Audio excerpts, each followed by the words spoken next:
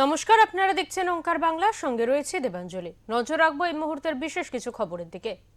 SIR শুনানিতে ডাক পেলেন সাংসদ কাকলি ঘোষ দস্তিদারের পরিবারের সদস্যরা। কাকলি ঘোষ দস্তিদারের মা 90 বছর বয়সী ইরা মিত্রকে শুনানির জন্য ডাকা হয়েছে। শুনানিতে ডাকা হয়েছে কাকলির দুই ছেলে, পেশায় চিকিৎসক বিশ্বনাথ দস্তিদার এবং বৈদ্যনাথ দস্তিদারকে। কাকলির ছোট বোন পিয়ালি মিত্রকেও ডাকা হয়েছে শুনানির জন্য। কাকলির দুই ছেলে কলকাতার ভোটার, মা ও বোন উত্তর 24 পরগনায় ভোট দিয়ে এসেছেন এতদিন। মধ্যমগ্রামের দিগবেরিয়ায় ভোট দিয়ে এসেছেন তারা। সেই মতো কাকলির দুই ছেলেকে কলকাতায় এবং মা ও বোনকে বারাসাত 2 নম্বর ব্লকের শুনানিতে হাজির হতে বলা হয়েছে। সূত্রের খবর, আজ পরিবারের তরফে তারা যেতে পারেন বিডিও অফিসেও।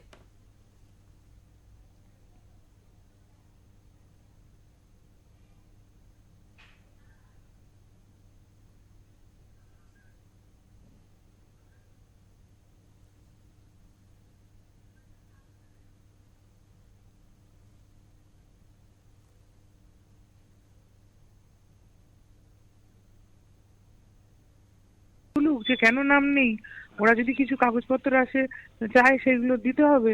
এগুলো আমার মতন মানুষ যে আজকে 50 বছর ধরে রাজনীতি করছি, তার যদি এরকম ভাবে বাড়িতে এরকম আঘাত করে ভারতীয় জনতা পার্টি, তাহলে জনসাধারণের প্রতি, সাধারণ মানুষ, এত লেখাপড়া জানে না সেরকম মানুষ, গরিব মানুষ, তাদের উপরে কি অত্যাচার করছে। আমার তো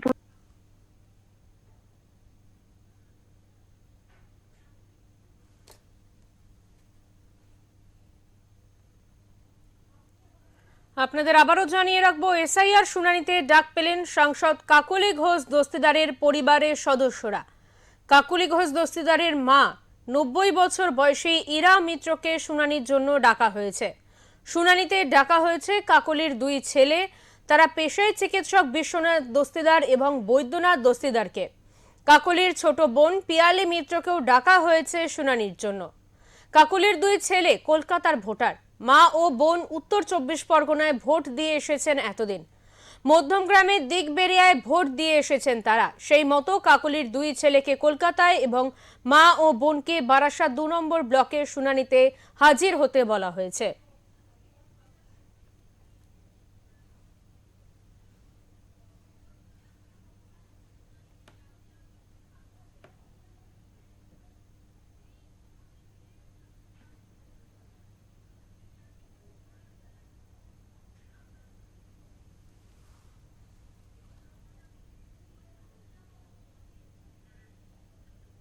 আমরা এই বিষয়ে কথা বলে নেব। আমাদের সঙ্গে টেলিফোন লাইনে রয়েছেন আমাদের প্রতিনিধি সুকান্ত চট্টোপাধ্যায়। সুকান্ত, যে খবরটা দেখা যাচ্ছে যে কাকলি ঘোষ দস্তিদার তার পরিবারকে এসআইআর শুনানিতে তার পরিবারকে ডাকা হয়েছে, এবং এই প্রসঙ্গে তুমি সাংসদ কাকলি ঘোষ দস্তিদারের সঙ্গে ফোনেও কথা বলেছো, সেই খবরও আমরা শুনিয়েছি আমাদের দর্শকদেরকে। তোমার কাছ থেকে আরো একবার জানতে চাইবো, এই বিষয়ে ঠিক কি প্রতিক্রিয়া দিয়েছেন সাংসদ কাকলি ঘোষ দস্তিদার?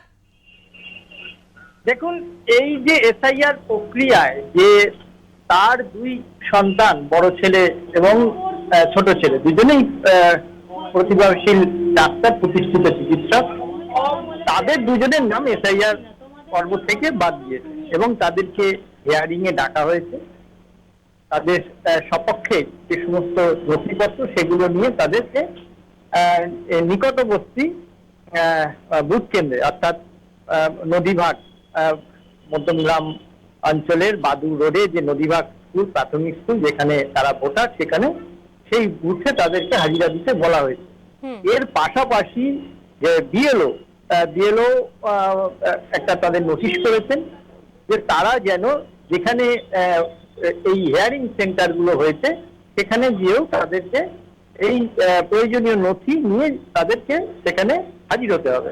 স্বাভাবিকভাবে প্রশ্ন উঠেছে যে কাকলি ঘোষ দস্তিদার বারাসাত লোকসভার সাংসদ এবং 3 বারের সাংসদ, 17 বছর ধরে তিনি এই সংসদীয় রাজনীতিতে বারাসাতে প্রতিনিধিত্ব করছেন। তার পাশাপাশি 50 বছর ধরে তিনি রাজনীতি করছেন এবং তার যিনি শ্বশুরমশাই বা তার বাবা, প্রত্যেকেই কিন্তু ছিলেন একসময় অবিভক্ত ব্রিটিশ ভারতের সময় তিনি প্রদেশ কংগ্রেসের এক ভালো পদে ছিলেন, বঙ্গীয় প্রদেশ সভাপতিও নির্বাচিত হয়েছিলেন এক সময়। তার মেয়ে কাকলি ঘোষ দস্তিদার। তুমি জানো কাকলি ঘোষ দস্তিদারের নিজের মামা গুরুদাস দাশগুপ্ত ছিলেন সিপিআই এর একজন দক্ষ পার্লামেন্টিয়ার। এই পরিবারের এই সদস্য সেই তাদেরই দুই সন্তানের এসআইআর এর থেকে অর্থাৎ ভোটার লিস্ট নতুন যে হয়েছে তার থেকে নাম বাদ যাওয়া এবং হিয়ারিং এ পাঠানো একটা রাজনৈতিক উদ্দেশ্যমণ্ডিত চক্রান্ত দেখছেন সাংসদ এবং তার পরিবারের লোকেরা। পাশাপাশি বিজেপির অভিযোগ একটা কিন্তু ইতিমধ্যেই তারা বলতে চাইছে যে এই ফর্ম নিয়ে বিএলও বা যারা গিয়েছিল তাদের কিন্তু কাছে যথাযথ নথি সংসদ সদস্যের পরিবার তারা জমা দেননি, তার কারণেই এই বিভ্রান্তিটা হয়েছে।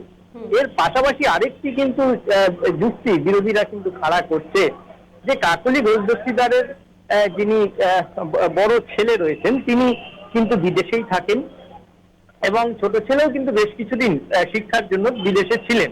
সম্প্রতি ছোট ছেলে বৈদ্যনাথ ঘোষ দস্তিদার তিনি এসেছেন কলকাতায় এবং কলকাতাতেও তাদের কিন্তু হিন্দুস্তান পার্কে একটি বাড়ি রয়েছে, তার সঙ্গে বারাসতের যে বাদু অঞ্চলে কিন্তু তাদের পৈতৃক ভিটে রয়েছে।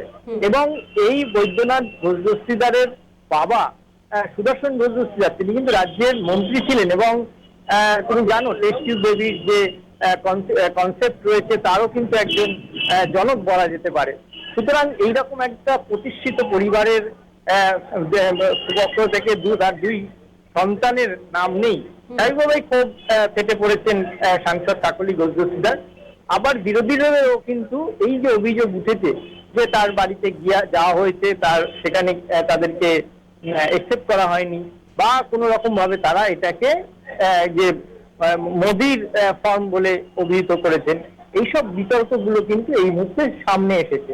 স্বাভাবিকভাবেই এখন দেখা যাক যে হিয়ারিং এর পরে তাদের কি পরিস্থিতি দাঁড়ায়, তারা আবার এই ভোটার লিস্টে অর্থাৎ যে নতুন যে ভোটার লিস্ট বেরোবে ফেব্রুয়ারি মাসে সেই ভোটার লিস্টে তাদের নাম থাকে কিনা সেটাই এখন দেখা। একদমই, অনেক ধন্যবাদ সুকান্ত তোমাকে।